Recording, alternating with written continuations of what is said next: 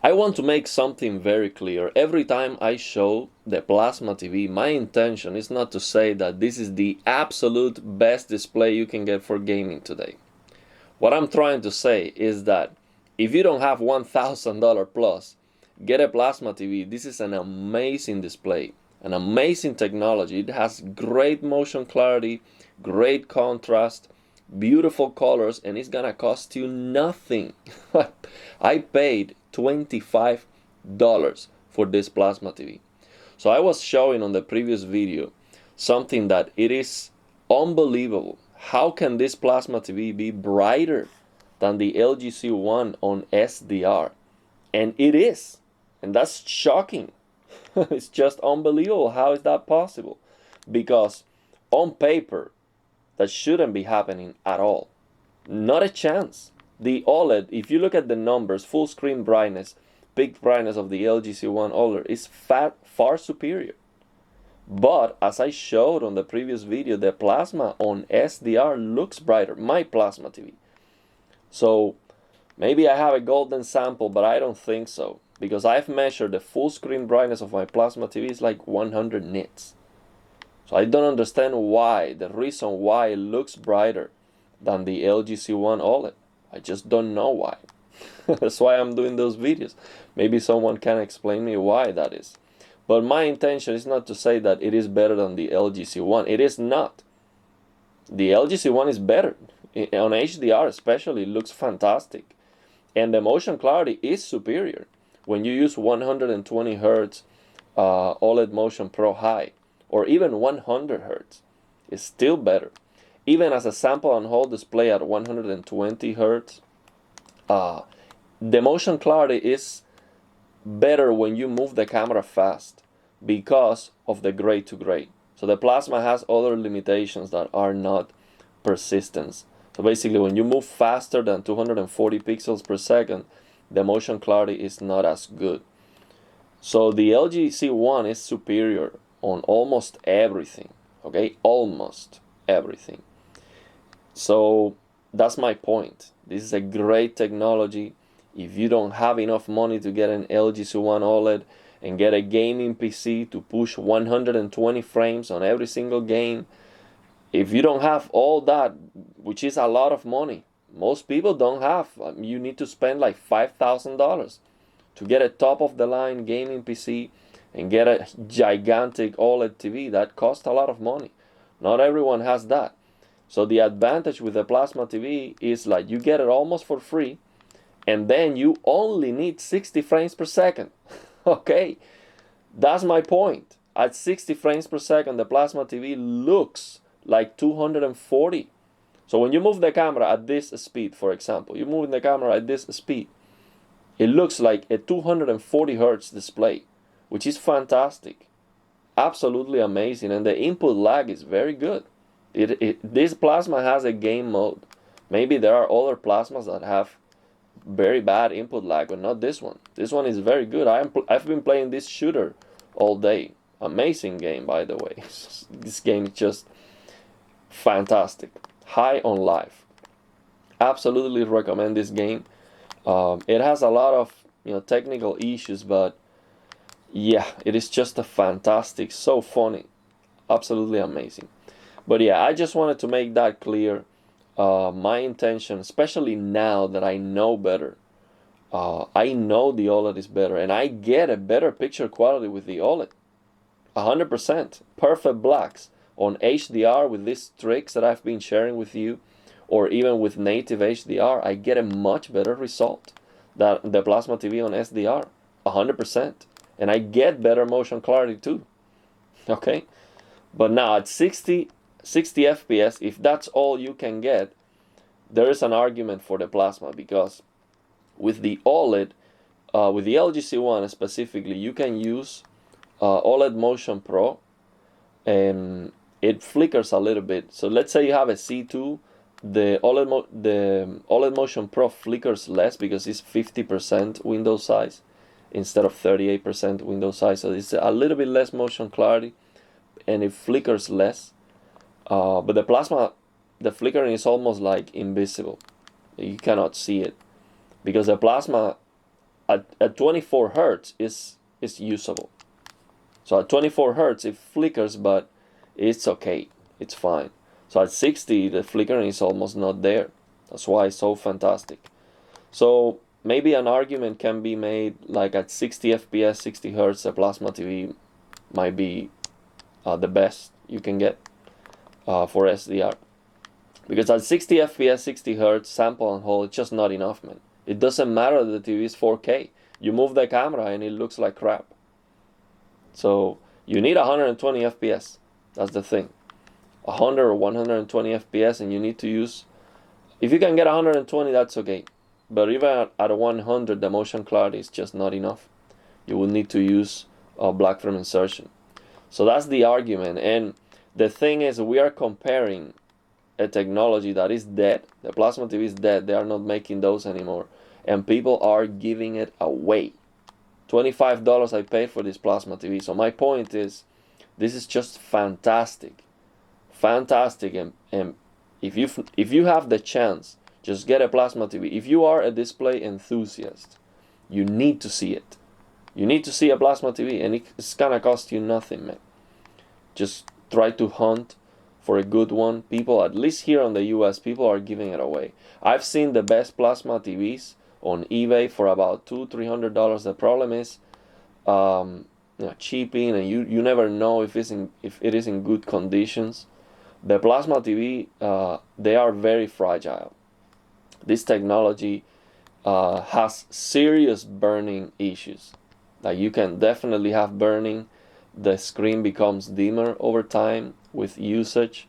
So you have to see it. So I would recommend you to buy a plasma TV, and that you can go and see and test for yourself, just to make sure that it doesn't have burning and that it is bright enough. Because I'm showing you my plasma, which is brighter than the LG C1 on SDR, but that shouldn't be the case for most plasma TVs. That shouldn't be the case. That's actually extremely weird. That's unbelievable. That shouldn't be happening at all.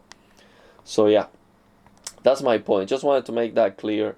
It is a fantastic technology, absolutely amazing, and I would still hunt for the best plasma TV ever made.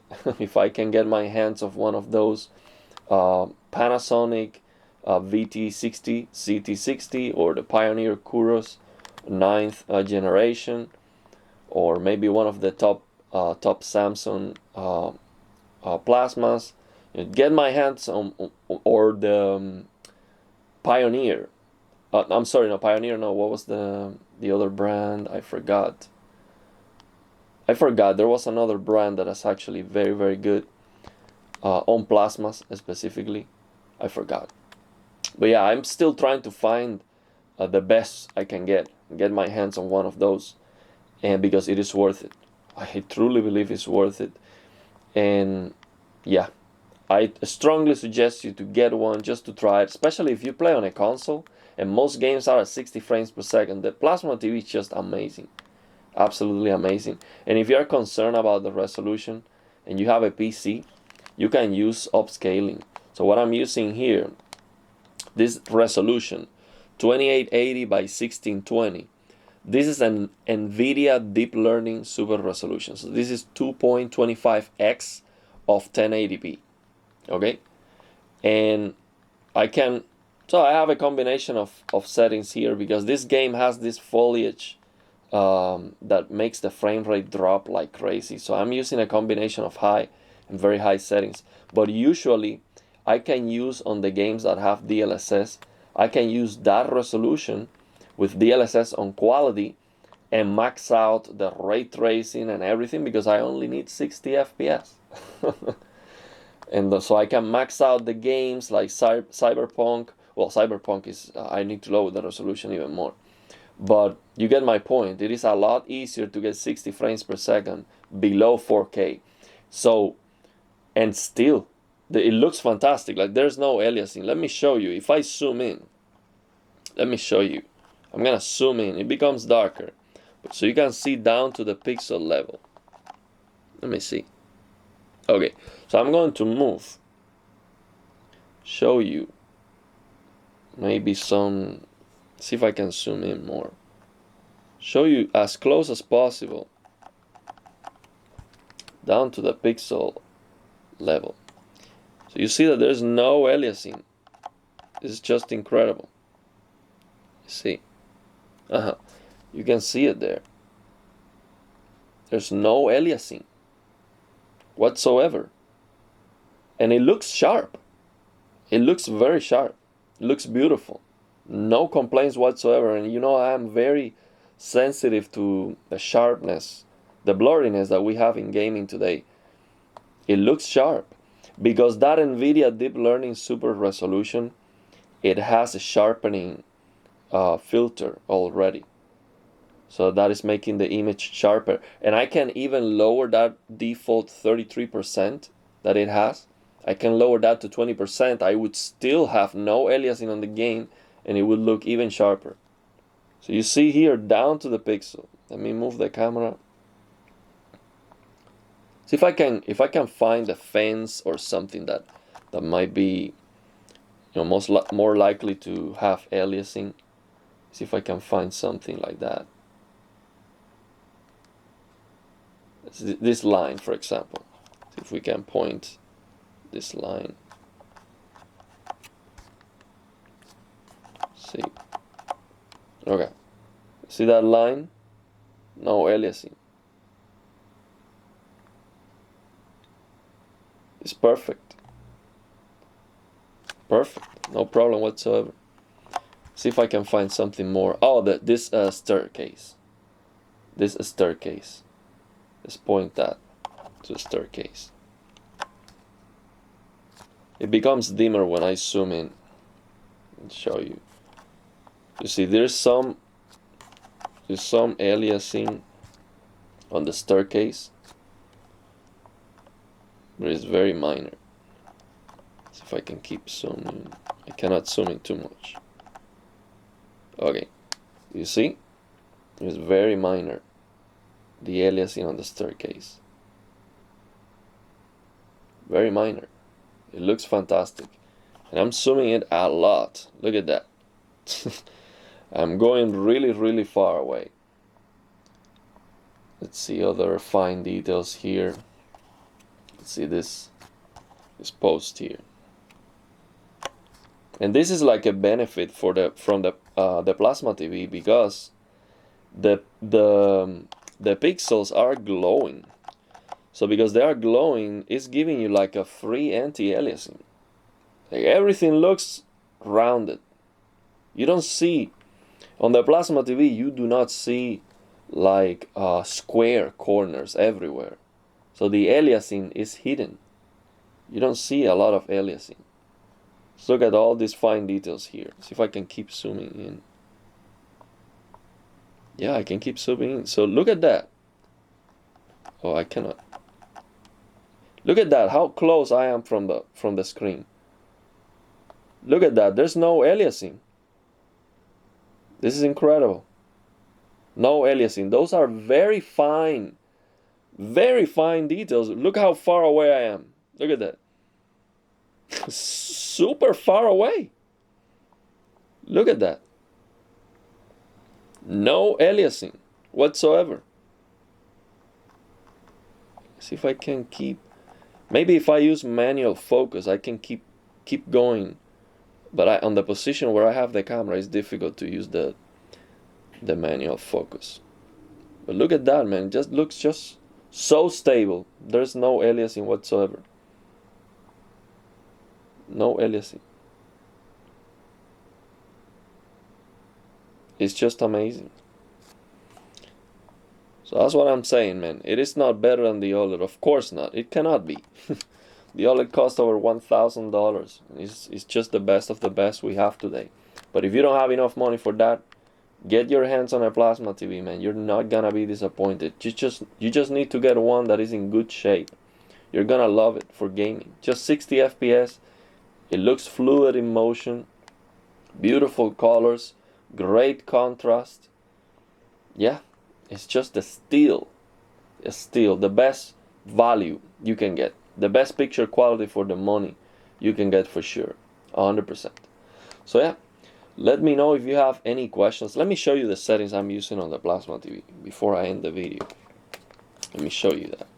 So on the Plasma TV, I have on the NVIDIA control panel limited range, because on my testing, if I use full range, I cannot increase this contrast beyond 50 because it will be clipping. But when I change to limited, for some reason, I can actually increase this contrast and it's still okay. And I can increase it to 91. So I used a white clipping pattern on SDR. And not one, I used multiple clipping patterns on SDR to verify that this value was the correct one. Contrast at 91. So basically, when you increase the contrast, you are clipping the whites. So it gives you more brightness. So you want to increase this contrast as much as possible without clipping the white unnecessarily. And then this brightness on my Plasma TV, this is not the same for all Plasma TVs, but on my Plasma TV, this brightness is like OLED light. It's like just the brightness. It is not the black level. On my Plasma TV, this is not the black level. So this does not wash out the picture.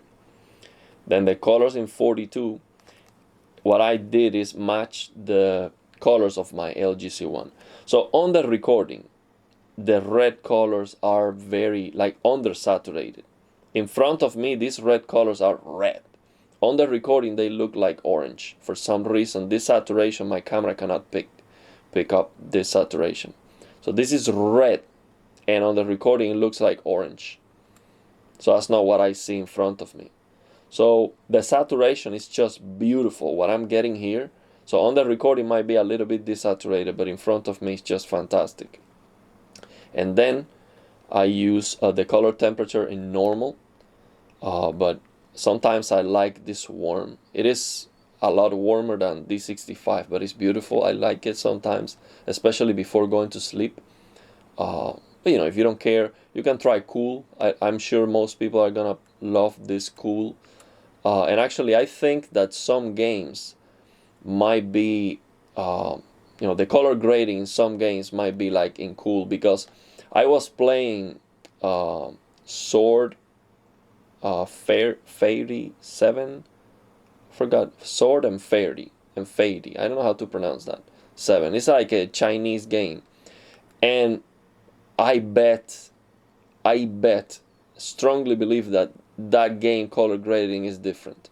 It might be, instead of D65, the white point might be Judd, what they call the Judd.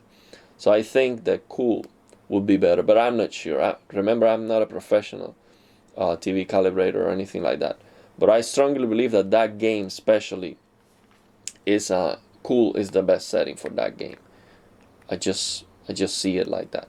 And then I have this black level in dark, which is basically limited. That's basically limited. So limited on the GPU, limited on the TV, and that's it. Those are the settings. It looks absolutely amazing.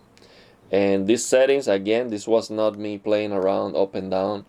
I use test patterns to determine the settings, and for the colors, I match the colors with the LGC1, because the LGC1 clamps the color gamut on SDR. So it is Rec 709. The Plasma TV by default, if you have this saturation on 50, is going to be it's gonna go over beyond Rec 709. So it's going to be overly saturated. It looks beautiful. I'm sure most people are going to love to have this at the default 50. It's just insane. The saturation. My camera cannot record that, but trust me, this looks insanely saturated, but looks good. It doesn't look disgusting like vivid mode. It looks saturated, but in a beautiful way. So I was actually loving it at the beginning, but I am not enjoying the eye candy as much anymore. But yeah, let me know your thoughts and opinions, and if you have any questions.